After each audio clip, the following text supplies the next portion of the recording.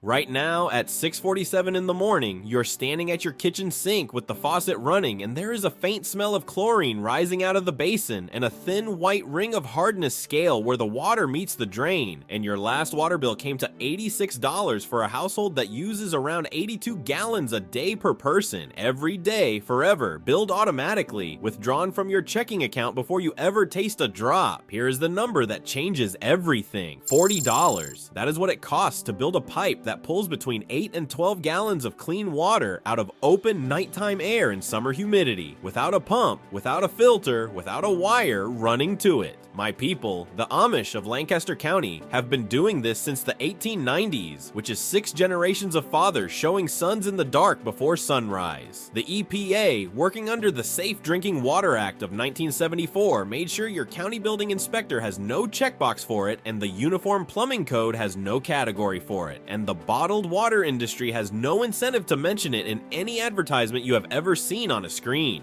After the lime wash video last month, hundreds of you wrote me the same question. Amos, if I am off-grid, where does the water come from? I am going to answer that today.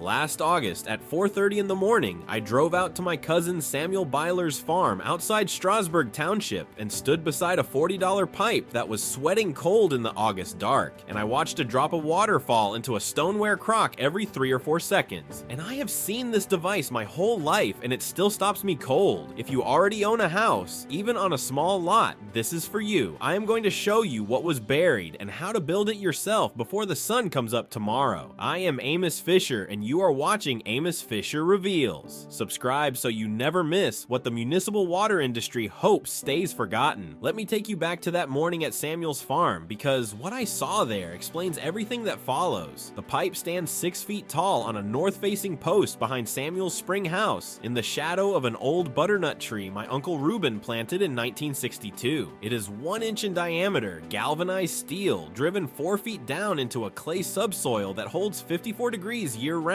summer or winter. Around the top 2 feet of that pipe, Samuel's grandfather wound 22 feet of 3/8 inch copper refrigeration coil, tight as a watch spring, every loop touching the next. Beneath the lowest point of the coil sits a stoneware crock my Aunt Mary glazed in 1971. That is the whole machine. Samuel is 58, his boy Eli is 14, and Eli was learning the morning collection that August dawn, the way I learned it from my grandfather, the way my grandfather learned it from his father, the way Eli will teach his own son in 20 years. The air smelled of dew on field grass and old hay. A barn owl was calling from the hayloft of the bank barn behind us. I put my hand on the copper coil, and the metal was so cold it ached against my palm, even though the August night air around us was holding at 71 degrees. Eli bent down and lifted the crock, and his eyes went wide because the crock was heavier than he expected. 11 gallons. Samuel dipped a tin cup, tasted, handed it to me. Sweeter than the well, Samuel said quietly.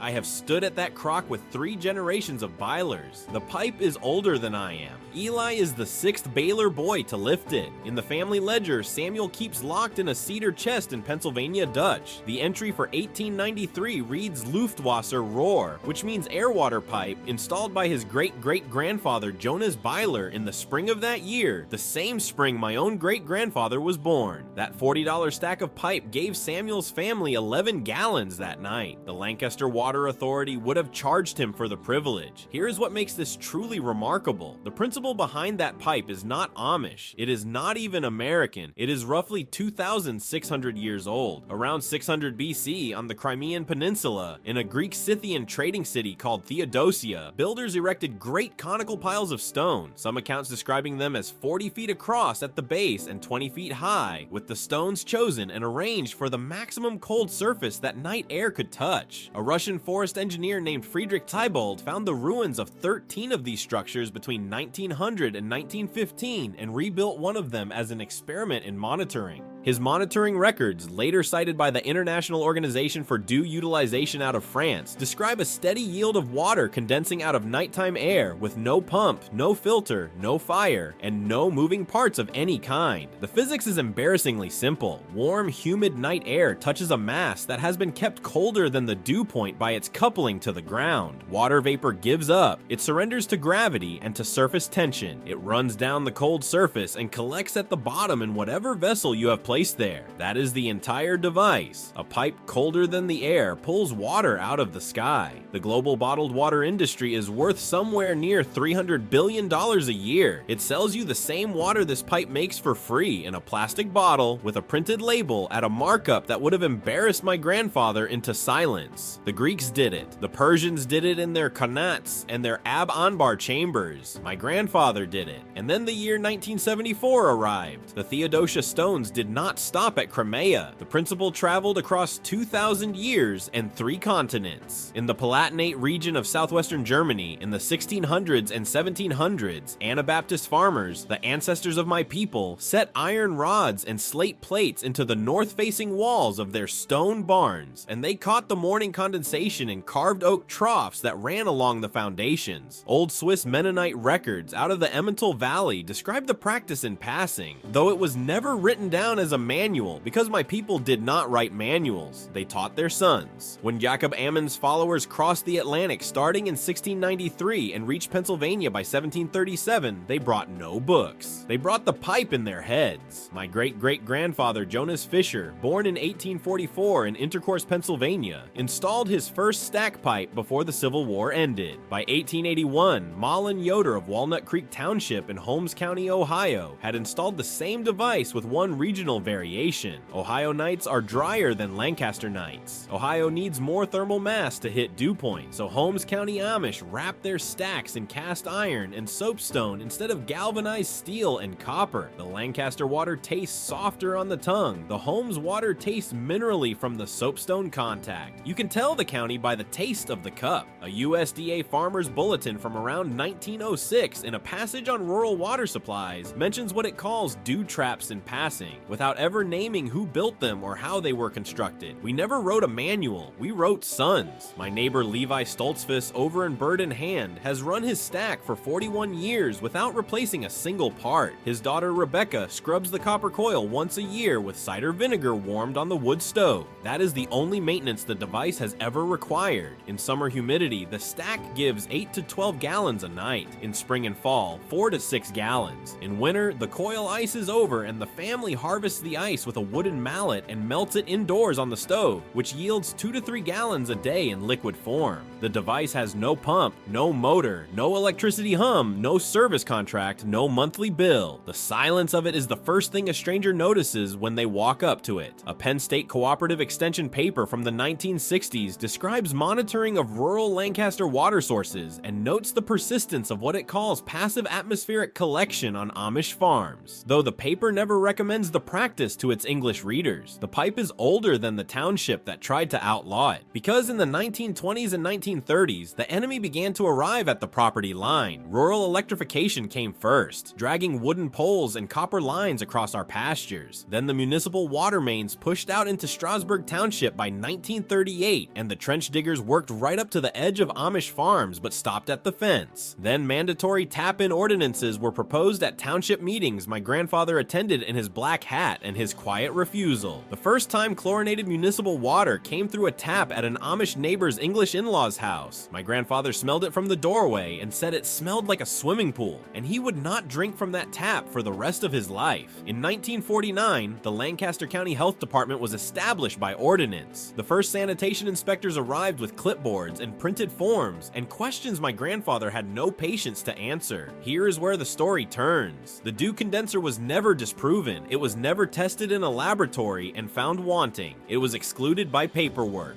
The Uniform Plumbing Code, first standardized in 1925 and revised steadily ever since, had no category for atmospheric water generation. None. No category meant no permit. No permit meant no legal status. No legal status meant no insurance, no inspection sign-off, no mortgage approval, no listing on a real estate disclosure, no line item on a builder's plan. The pipe became invisible by paperwork. They did not ban the pipe. They simply refused to admit it existed. And once you understand that, you understand the 4 enemies that buried it across a single century. The first enemy is industry economics. The American bottled water industry alone runs north of $90 billion a year, and American municipal water utilities take in roughly $120 billion a year on top of that, every year, year after year. A $40 device that produces free drinking water in the homeowner's own backyard threatens both of those revenue streams permanently and without negotiation. The second enemy is regulation. The EPA's Safe Drinking Water Act of 1974 required every public water source to be classified, certified, and monitored under specific name categories. The International Plumbing Code and the Uniform Plumbing Code, which together govern almost every residential build in the United States, do not define atmospheric water as a potable source. Your local building inspector cannot sign off on what the code does not name. The third enemy is misaligned incentives, the kind that nobody points to but everyone is shaped by. The developer who builds your house pays nothing to tap into the municipal main because the developer transfers your $86 a month water bill to you for the next 50 years of your mortgage. The landlord has no incentive to install a condenser the tenant alone benefits from. The utility has no incentive to recommend free water that arrives without a meter. The fourth enemy is the displacement event itself, the moment the door closed. Between 1975 and 1982, in the wake of the Safe Drinking Water Act, EPA technical guidance documents on rural water systems were quietly revised over multiple printing cycles. The earlier editions had mentioned passive atmospheric collection as a legitimate supplemental source for farms and homesteads. The post-1982 editions did not mention it at all. The sanitation inspector who came to Samuel's farm in 1979 stood in the yard in a brown suit with a clipboard and had no box to check for what he was looking at. He left without writing anything down. 4 enemies, 1 pipe. The pipe is still standing. Now, if you already own a house and you're thinking this only applies to people building from scratch, stay with me because this next part is specifically for you. You do not need to rebuild anything. You do not need a permit for a freestanding device on your own ground that touches no municipal line. You need a north-facing patch of shaded soil and 1 weekend afternoon. Here is what you buy at any hardware store within an hour of where you are sitting right now. You buy 1 6-foot length of galvanized steel pipe, 1 inch in diameter for about $18. You buy 25 feet of 3/8 inch copper refrigeration coil for about $16. You buy 1 stoneware or food grade ceramic collection vessel for about $6. Total cost, $40 with tax. Here is what you do. You drive that pipe 4 feet down into shaded soil on the north side of your house, into ground that stays cool through the day, leaving 2 feet exposed above the soil line. You wrap the copper coil tight around the exposed 2 feet, top to bottom, every coil touching the next coil with no gaps. You position your collection vessel directly beneath the lowest point of the coil. You set it in place by 8 p.m. before the air begins to cool. You walk away. You come back before sunrise the next morning. You feel the coil with your palm. If the coil is colder than the air around it, the pipe worked. In humidity above 60%, you will collect 6 to 12 gallons. In dry conditions, 2 to 4 gallons. $40. One night, the water industry charged your grandfather 50 years. And before anyone in your family tells you this is folk superstition handed down by people who refused electricity, listen carefully, because the modern proof already exists in published documents you can read tonight. In Israel, a company called Watergin has been deploying certified atmospheric water generators for IDF field use and municipal supply since around 2010, pulling potable water directly out of open air in the Negev desert, where humidity drops below what most engineers said was possible. In the Atacama Desert of Chile, one of the driest places on the surface of the earth, fog catchers monitored by Universidad Católica del Norte have produced thousands of liters of clean drinking water per day from passive mesh installations, roughly the size of a small barn, year after year, without grid power. In 2017, a research team led by Evelyn Wang at MIT published a paper in a major science journal demonstrating a metal organic framework atmospheric water harvester that pulled drinkable water from air at 20% humidity, which is desert dryness, with sunlight as the only energy input. In France, the International Organization for Dew Utilization has published peer-reviewed yield tables from monitored installations in Croatia, in India, in Morocco, going back more than 2 decades with measurements taken nightly. The same principle, different century, different country, same drops of water falling into the same kind of collection vessel my grandfather used in 1947. Israel certified it, MIT proved it, the EPA still has no box for it, and if you own more than a quarter acre and you want to scale this up to feed a whole household, old. You can do what the Greeks did at Theodosia 2,600 years ago. You build a stone ring 8 feet across at the base and 5 feet high using local limestone or basalt, whichever has the higher thermal mass in your region of the country. You line the central catchment basin with food-grade slate, fitted tight. If you buy the stone fresh from a quarry, you spend around $280 total. If you scavenge it from a tear-down site or a creek bed on your own property, you spend closer to $60. You stand inside the ring at 5 a.m. in August, and the air inside the stones is 8 degrees colder than the air 10 feet outside the ring, and you can feel the difference on your bare forearm. In summer humidity, that ring will produce somewhere in the range of 15 to 30 gallons a night, with scaling formulas published by OPUR consistent with Siebold's original measurements from 1905 in Crimea. 2,600 years old. Still works tomorrow morning. The principle is older than every code that excluded it. So here is what I want you to understand before I let you go this morning. You did not lose this knowledge. It was taken from you slowly, deliberately, over the course of a century. One plumbing code revision at a time,